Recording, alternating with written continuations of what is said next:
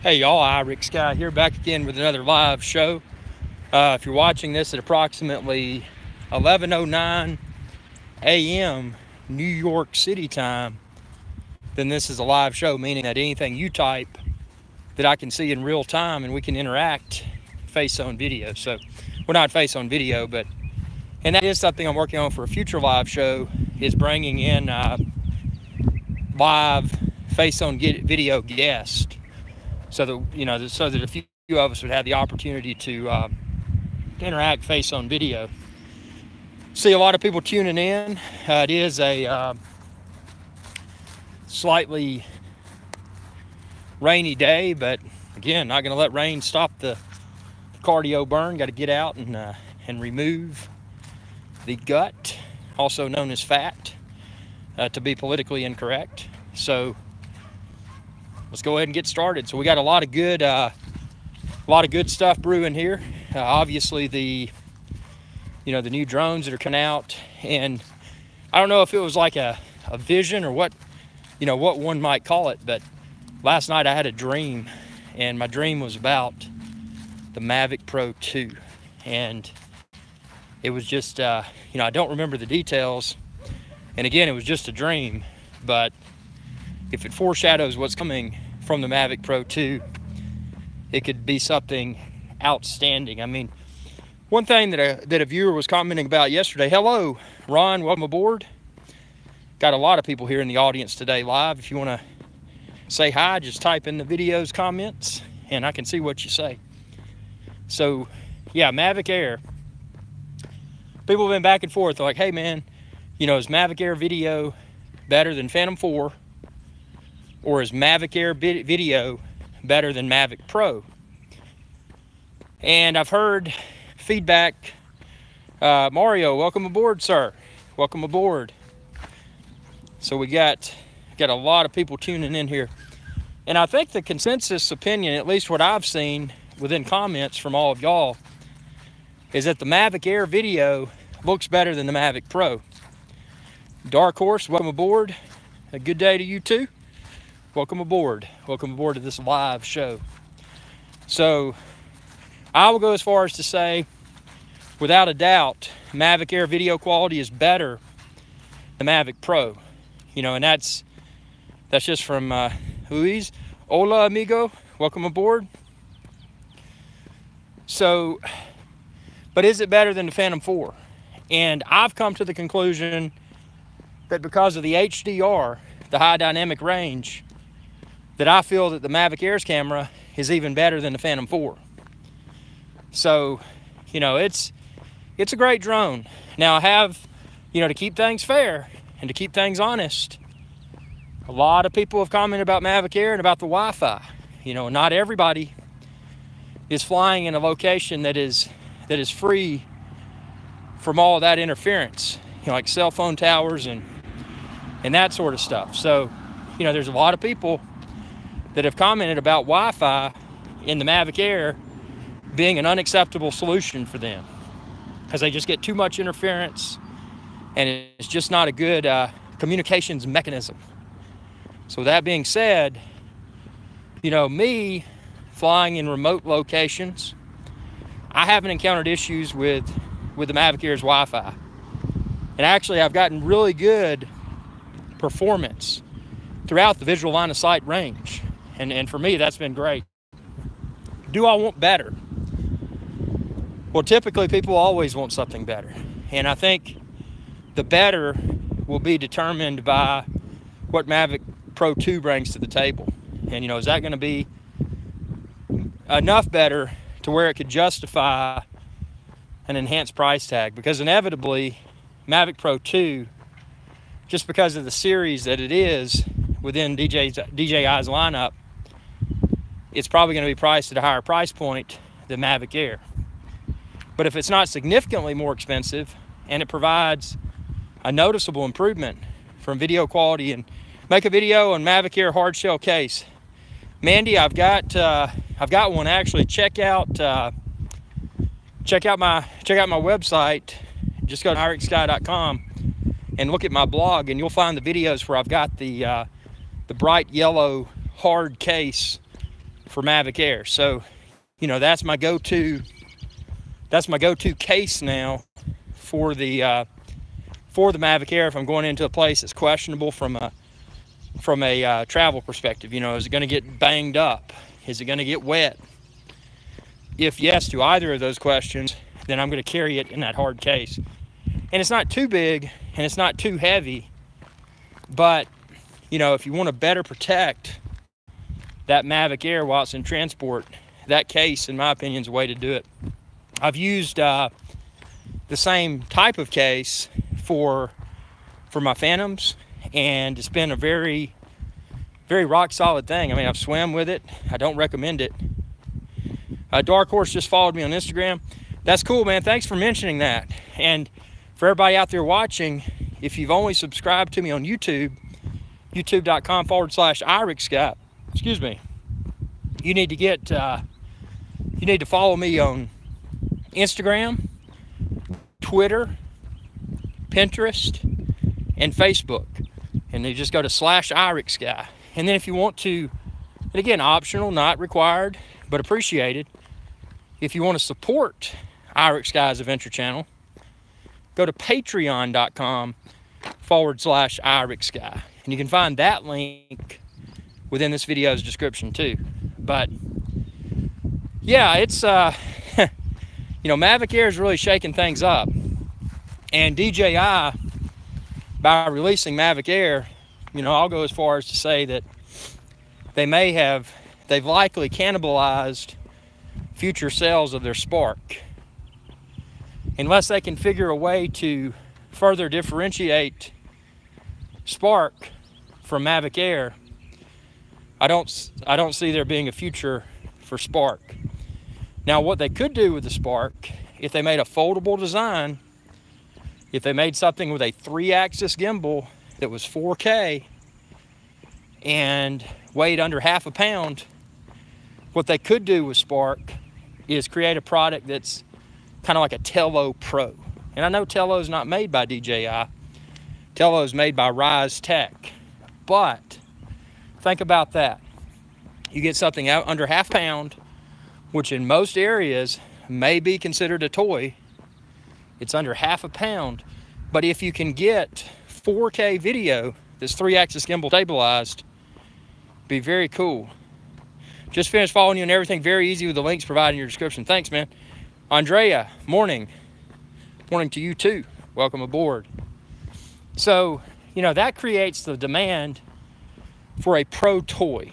And that's a new drone category that I don't think that even DJI has realized that they've now created the demand for by releasing on their website the Rise Tech Tello. And you can find that, just go to IrixGuy.com/Tello. It's like hello with a T instead of an H. IrixGuy.com/Tello. So yeah, I want to see what happens with that. And I think that would be cool. And that could bring a lot of people into the hobby that may be somewhat afraid of the hobby because of all the perceived uncertainties regarding recreational drone use. And that's throughout the world. I mean, there are drone regulations that vary country by country throughout the world. And some of them are more cut and dry than others. But some of the verbiage within some of the international laws are somewhat vague, according to most people that don't have a background in law. So, that being said, I think there's a huge opportunity for a toy drone that's a capable toy. You know, good battery life, small size, obviously coming in under half a pound. Yeah, Dark Horse says they are a real drag in Canada. That's a shame. Because, I mean, I remember back before, you know, people were even really using drones and there weren't regulations and that sort of stuff. You know, being up in British Columbia and being able to see that from a drone-eyes view, you know, that was pretty cool. It was very cool country. Very cool, what do you call it, a province or a, it's not a state. British Columbia is like a, was it a territory or a, how do they categorize the parts of Canada. Because in the United States, you got a country, which is the United States, and then you got the states within the country. But in Canada, you've got Canada, and you got like British Columbia and Saskatchewan and all that. Usually a small group running it for the masses, no doubt. Let's see. Popping up my comments here. Workalos TV, my area is hard. Basically have a small area I can fly because I'm sandwiched between airport ranges. Yeah, that is a bummer, dude. Provinces, that was the word. You got it. Dark Horse nailed it. Provinces. So that was, so that's what they call British Columbia, as a province. Got a history lesson today. So, yeah, that's what's coming. And the other big what if is, what about Phantom? Is Phantom being discontinued? And I've heard people say both ways. And I'm still in the wheelhouse that DJI Phantom will continue to exist and will continue to evolve, simply because when most people think of DJI, even if they're not involved with the drone hobby, when most people think of DJI, they probably think about that white drone, which is now available in a variety of different colors. But when they think of drone, even if they don't know drones, that's kind of probably what they picture in their head. So, you know, for that reason, I think it would damage DJI long-term if they discontinued the product that helps to put a, put an image of a product within their customer's mind. So, not necessarily their customer, just anybody on the street. If you ask anybody, whether they're technical or not, and you're like, hey man, have you ever heard of drones? And they'll be like, yeah, I've seen one of those, what do they call it, a Phantom? A little white thing with propellers on it. Yep, that's a DJI Phantom. So, you know, whether you're tech savvy, whether you're involved with the hobby or not, if you're remotely familiar with drones, you've probably seen a Phantom. So I think Phantom will continue to exist for that reason. Will they continue to have a consumer grade version of the Phantom? You know, one that's more affordable, more reachable, you know, from a cost perspective, something that most people may be able to save up and purchase?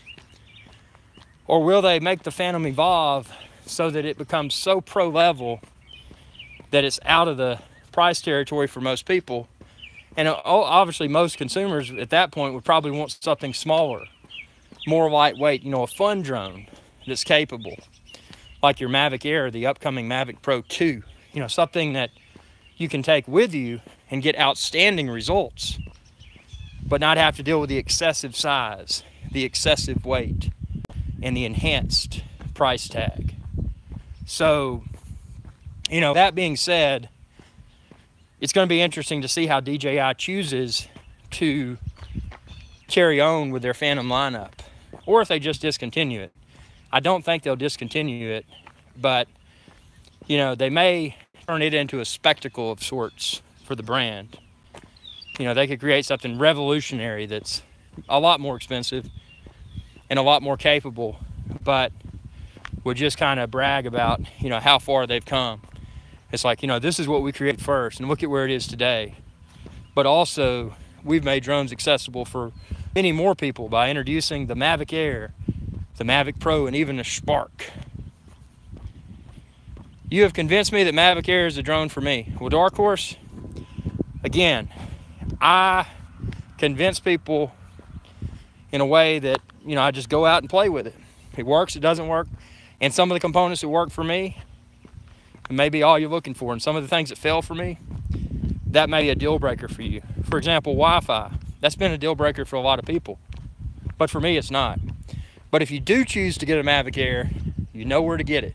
Go to IrixGuy.com/drone-store.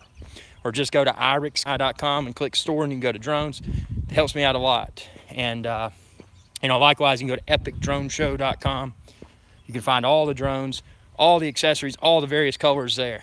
But I appreciate that. And it's, you know, it's not my mission to convince. It's my mission to test, and it's my mission to share. You know, these are the experiences that I had with a drone. And I know a lot of people, and obviously not pointing fingers, but if you perform a Google search or a YouTube search, you'll find them out there. The people that seem to have the technology a month or so before it's even released, I never trust those reviews because, again, number one, it's probably not a production product. And number two, if it is, there's probably an extreme amount of bias that reviewer has because they were privy to getting a copy of that drone before it even released. So with that being said, I never trust those types of reviews. On this channel, a lot of the field test videos, and I appreciate all the feedback, whether it be perceived as positive or negative. But on this channel, IrixGuy's Adventure channel, there's a lot of stuff that I'll go out in the field and review, and I get less than positive feedback. People are like, man, you know, why didn't you cut that out? Have you ever heard of video editing? Why did you make this video so long? Why did you show us that? Who even cares? Are you ignorant? Those types of comments. And I mean, every type of comment is welcome, but you got to remember this channel is not a scripted channel. This channel is whatever I want to say and whatever I want to do, and I'm not part of a multi-channel network. So when I get a new whatever, you know, whether it's a drone or a piece of technology, it's my to take that piece of technology, obviously in a safe and responsible way and in a safe and responsible location, but approach using that technology as most people may. Inevitably, in today's world, people are less inclined to read an instructional manual before they do something. People are probably more likely to watch an instructional video versus reading a boring instructional manual, you know, something on paper or digital paper like a PDF. And for that reason, there's a lot of power within video. And I think that's where people, well, that was slippery. I just walked over a bridge. But for that reason, you know, I think it's fair to take these products out. And let's see here, we got comments flying in. Darko says, I really appreciate your time studying these and your real life use. Thanks, man. V1CE21. What are your opinions regarding video and photo quality compared to the Maverick Pro? Greetings from Holland. Holland. Now that's where they got some good beer.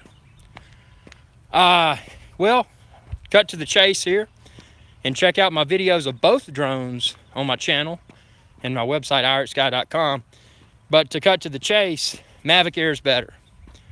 Maverick Air is better for me because I can get consistently rock solid 4K 30 without having to tap to focus.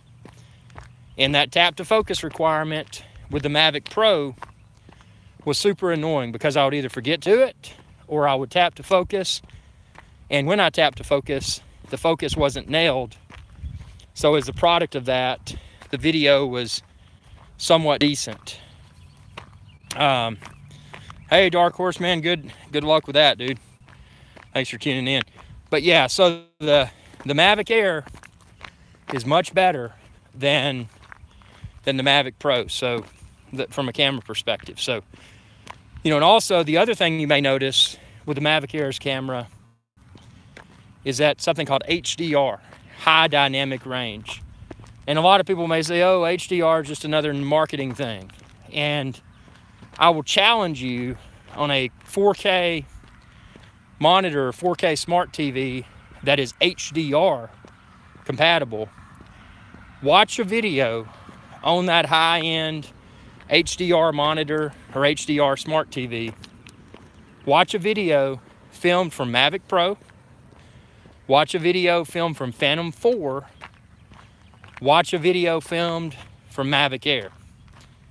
And you can find all of those videos on my YouTube channel, because I've got flights, an extensive number of flights from all those drones. And notice the subtle.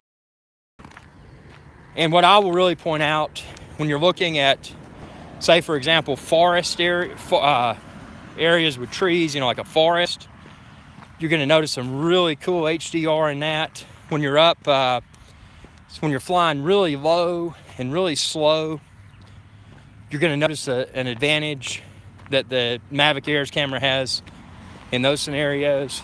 And it's a huge jump. But again, with Mavic Pro 2 right around the corner, it's going to be interesting to see with Mavic Pro 2 if they bring us a 1-inch sensor, which is a huge deal for cameras. If Mavic Pro 2 brings a 1-inch sensor in 4K 60 frames per second, it's going to be interesting to see how much better that may look. So, yeah. But right now, Mavic Air. Again, check my website, IrixGuy.com, and go to Drone Store. Just click the store link at the top, or up at the top it says Buy a Drone. You can click that, and you can find all the Mavic Air bundles, colors, accessories. And if you don't see it listed there, you know, shoot me a message and let me know what you're looking for, and I'll try to find it and shoot a link back to you. But yeah, that would be, from a camera perspective, that would be my recommendation.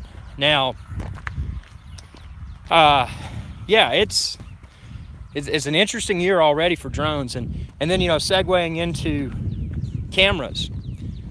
Next month, April, around April the 10th, the Air would have OcuSync instead of, if the Air would have OcuSync, it would be perfect from a connection perspective.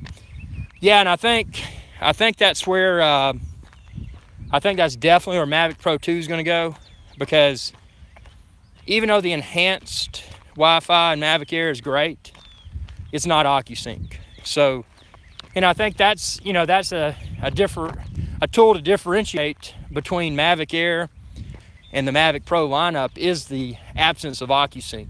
So it was a strategic marketing play, in my opinion, and I feel confident that Mavic Pro 2 should have OcuSync or something better that we haven't even seen yet. So yeah, if you're anti-Wi-Fi, anti-enhanced Wi-Fi, and you don't feel that'll cut the mustard for you, again, for me, throughout the visual range of sight, had no issues with connectivity problems with the enhanced Wi-Fi on the Mavic Air.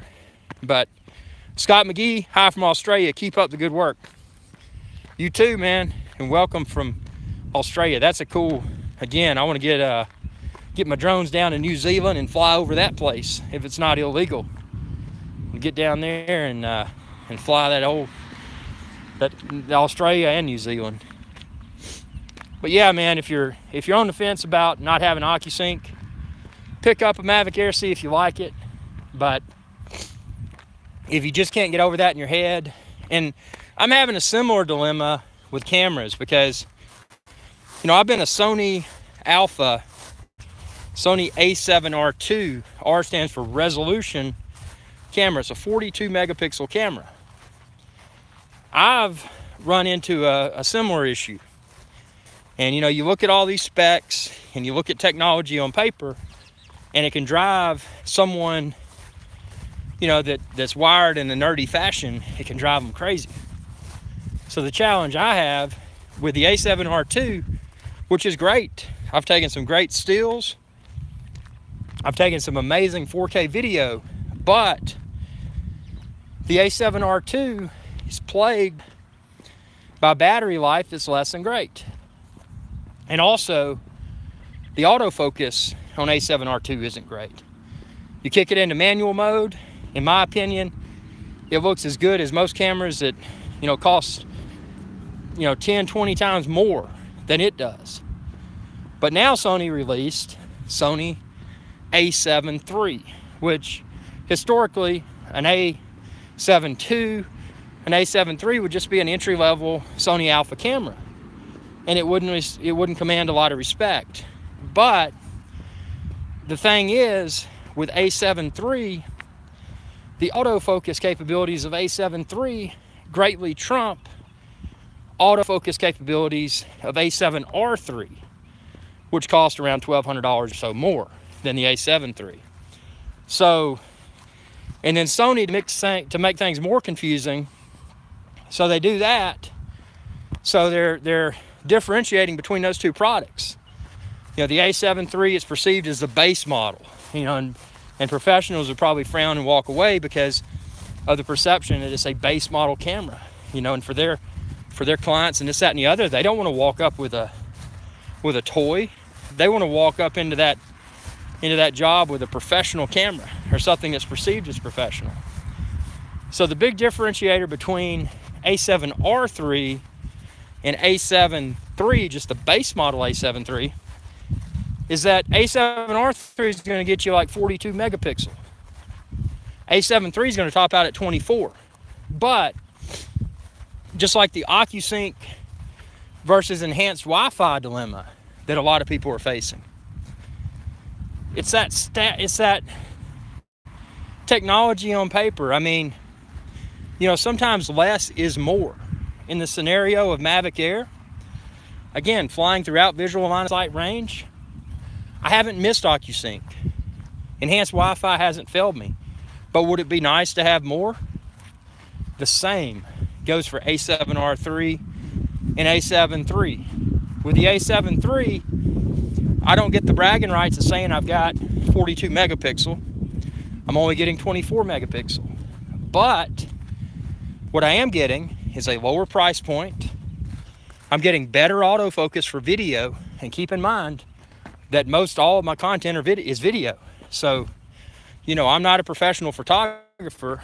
You know, I'm not shooting photos that I may have to crop in post-production. You know, that's where that extra megapixel is going to benefit. You're going to benefit from that because you're creating, when you're snapping a still photo, you're capturing a larger canvas. So, you know, for example, if your subject only occupied a small percentage of that entire frame, if you cropped, meaning zoom in within post-production to a 42 megapixel image from the A7R III versus cropping into a 24 megapixel image from the A7 III without the R, you'll probably find that the A7R III cropped is going to look a lot sharper.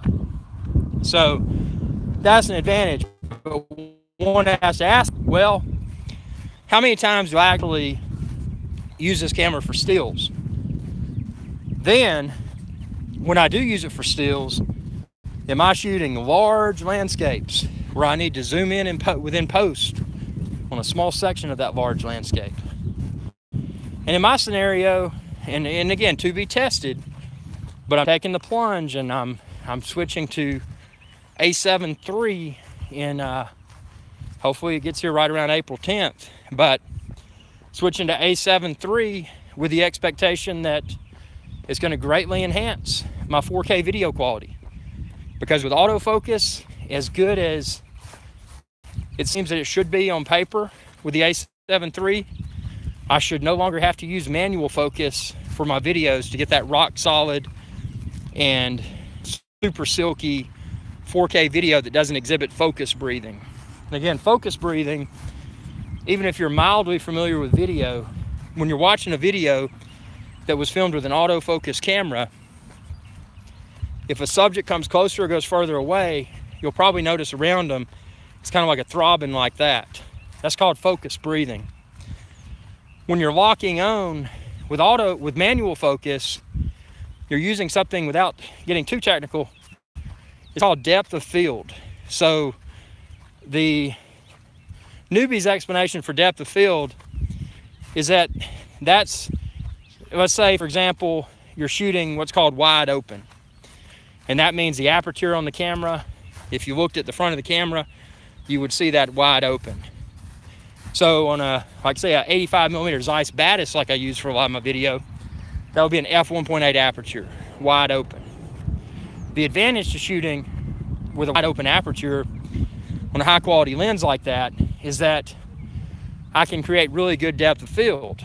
Now, when I'm using manual focus, if I'm filming at f1.8 aperture, there's only a few inches that I can move forward or backwards where I'll go out of focus. That's in manual focus. And those are the videos where you see, and I've got, you know, you look behind me and it looks like all the trees or whatever subject matter behind me is completely dissolved. And that's because of aperture, depth of field. Because as I've dissolved everything that's behind me, by shooting wide open. You know, that aperture number, that's a low number, you know, the lowest number that lens will support. So that's welcome $1 snake. So yeah, that's the advantage to manual focus. Also the disadvantage, because the disadvantage is when I'm shooting at a, you know, lens wide open and I need to move forward or I need to move backwards, without having autofocus, I'm going to go out of focus very quickly. If I've got an object in my hands and I bring it closer to the camera, because I'm in manual focus, I will stay in focus, but that object that I move closer to the camera is going to go out of focus due to using manual focus in a shallow depth of field, shooting that lens wide open. So in theory, by not having to use manual focus anymore, if the A7 III performs like the specs on paper suggest that it should, from an autofocus perspective, I should still be able to use that shallow depth of field. I should still be able to shoot with that wide open aperture, with that Carl Zeiss lens. But if I move forward or if I move backwards, it should be able to stay locked on me, and I shouldn't go out of focus. And I can do that with A7R2, but again, A7R2 has a lot fewer autofocus points than an A7 III, and the A7R3, which costs more than all three of those, has less autofocus points. So again, to make this a comparison to the dilemma that you're facing with drones, I want the best results, but in this scenario, I'm not going with what is perceived as the most advanced or as the most expensive camera option, because I'm not going with A7R3. I'm going with A7 III. So, you know, sometimes it's a matter of what the user needs. And in this example, if I was primarily a stills photographer, yeah, I would probably preference 42 megapixel resolution over more autofocus points. You know, because I would, if I'm shooting stills, it would be nice to have that luxury of being able to crop and retain excellent image quality. But 24 megapixel is no slouch. So it's, again, it's one of those situations where, you know, technology and the way that technology is marketed can often confuse buyers into thinking that they need to spend more to get more. And the reality is, depending upon one's use case, spending more may actually give them less. So again, you know, figure out what you want. Is that enhanced Wi-Fi? Is that really that big of a deal when you take it out in the field and use it? Or is the absence of 42 megapixels really that big of a deal when you're shooting video and you want to use autofocus? So there's a lot of things that, you know, one should take into consideration, and it's, again, just another opportunity to illustrate one of the many technical dilemmas that I face and a lot of people are facing. You know, if you go out right now and you search Google for, should I buy A7R III or should I buy A7 III, it'll be amazing the wealth of information that'll be dug up, and then the amount of questions that you'll probably be left pondering in your head. Well, now I really don't know what to do. Sometimes it's best just to pick it up, play with it, and then decide. And sometimes that's what you got to do, especially with all this, you know, new tech for video and photos. So that's my 2 cents. Actually, probably more like $2, as much as I rambled on with that. But then we got, speaking of $2, we've got $1 snake. I like that screen name. That's cool. $1 snake. What can you get for $1? You know, not much anymore, but $1 snake. $1 snake. I like that. That is cool. So again, keeping it thrifty, keeping it real, but keeping it cutting edge from a quality perspective. And that's what this channel is all about. Independent channel, again, gonna have to plug it. And I hate to have to plug this stuff, but it's part of the part of what fuels the channel, and that's being an independent channel. You know, your support's appreciated. Y'all's live views right now, y'all's comments, that is support. That helps the channel tremendously. You know, again, without your support, your subscriptions, you sharing with others, telling them, hey man, subscribe to IrixGuy's Adventure channel because he really needs to grow. That is support.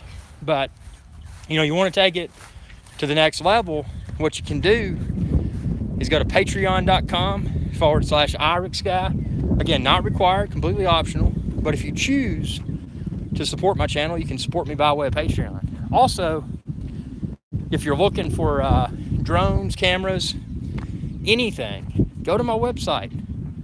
Go to IrixGuy.com, click the links, and shop for what you're shopping for. That helps me out too. And, you know, anytime you're wherever, you know, whether it's around friends or family or whatever, just say, hey, you know, you got to check this guy out on YouTube.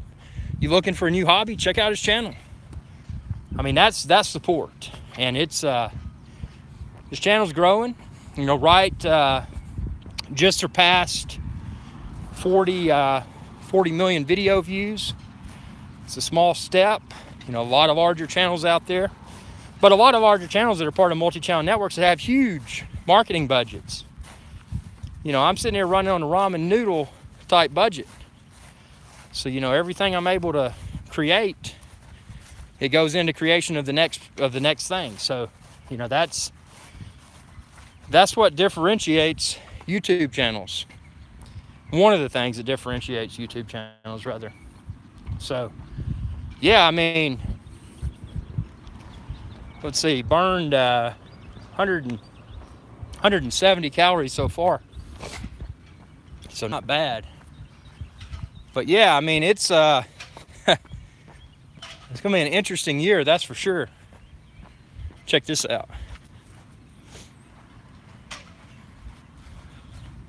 Look at this. I'm in the United States of America today. Look at that. Very cool. Freedom and capitalism at its finest. So that's what it's all about. So we're getting kind of long. God, there's been a ton of y'all here today. Scott says, do you still use auto white balance? Which, if you're not camera savvy out there, people, this is probably a setting that may appear within your camera called AWB, auto white balance. As ashamed as I am to admit it, I still do, and that's just because I've had great success with the Sony Alphas for the auto white balance. But as I become more refined and start to better scrutinize my videos and photos, I plan to step away from auto white balance. And actually, I picked up a light meter. I'm going to start metering, and you know, that's one of those subtle things for a video or a photo that really makes a difference. And you know, lighting is what makes, you know, when it comes to what makes a great video, lighting is always number one, and then typically number two is the lens, and then, you know, obviously you got the composition component, and then you've got the well, you know, you throw editing in there if you do some in post. But yeah, auto white balance is right up there at the top, along with the, you know, the lighting. So it's pretty cool. But with that being said, guys and gals and throughout the world, I mean, this has been a good show, and I'm going to go ahead and end this live show, but you can find the previously recorded version. Just go to IrixGuy.com, go to live show, and go to IrixGuy's live show. Again, subscribe if you haven't already, youtube.com/IrixGuy. Choose to support me on Patreon if you want to. Not required, but the more patrons I get, the better this channel gets. So it's patreon.com/IrixGuy. Go to my website for all your drone needs. Go to IrixGuy.com. Click on that buy a drone or click on drone store. Find it all.